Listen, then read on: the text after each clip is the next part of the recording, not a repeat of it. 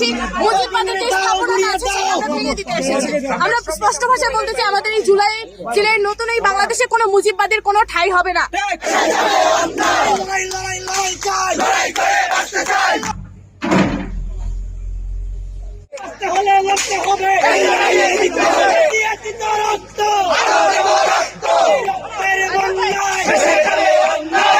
স্বৈরাচারীদের প্রধানমন্ত্রী শেখ হাসিনা আছেন, উনি মানে ভারত থেকে উনি ছাত্র সমাজের মাধ্যমে মেসেজ পৌঁছে দিতেছেন যে মানে কিভাবে ওনারা মানে আবারও ফিরে আসতে পারেন। তো ওইটা পদক্ষেপ নিয়ে আমরা স্পষ্ট ভাষা জানাতে চাচ্ছি যে আমাদের এই বাংলাদেশে মুজিববাদ বা দেশের সরকার যারা আছেন তারা যাতে কোনোভাবে এখানে পদক্ষেপ না করতে পারেন এবং তাদের যেগুলো প্রতিচ্ছবি রয়েছে সেগুলো আমরা ধ্বংস করে দিতে চাই। আনাচে কানাচে যেখানেই আছে সেগুলো আমরা আজকের দেখতে পাচ্ছি যে আমরা মানে ক্রেন নিয়ে এসে ছাত্র সমাজ যারা আছে সবাই মিলে এটা ভেঙে দিতেছে। এটা কিন্তু আন্দোলনের পর থেকেও রয়ে গেছিল, ভাঙা হয় নাই। তো সেইভাবে জন্মদিন 32 এরকম ভাঙা হয়েছে। তো আজকের মানে আমাদের এটাই যে মুজিববাদের আস্তানা আমাদের এই দেশের মাটিতে আমরা রাখতে চাই না। মানে ফ্যাসিস্ট সরকার প্রথম হয়ে গেছে, সেটা একবারে নিষ্পত্তি হয়ে যায়।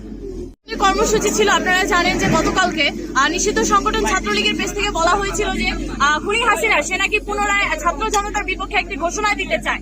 তো আমরা স্পষ্ট ভাষায় বলে দিতে চাই আমাদের ছাত্র জনতা আমাদের জুলাইয়ের নতুন বাংলাদেশে আমরা কোনো মুজিববাদের কোনো ফ্যাসিবাদের কোনো চিহ্ন আমরা রাখতে চাই না।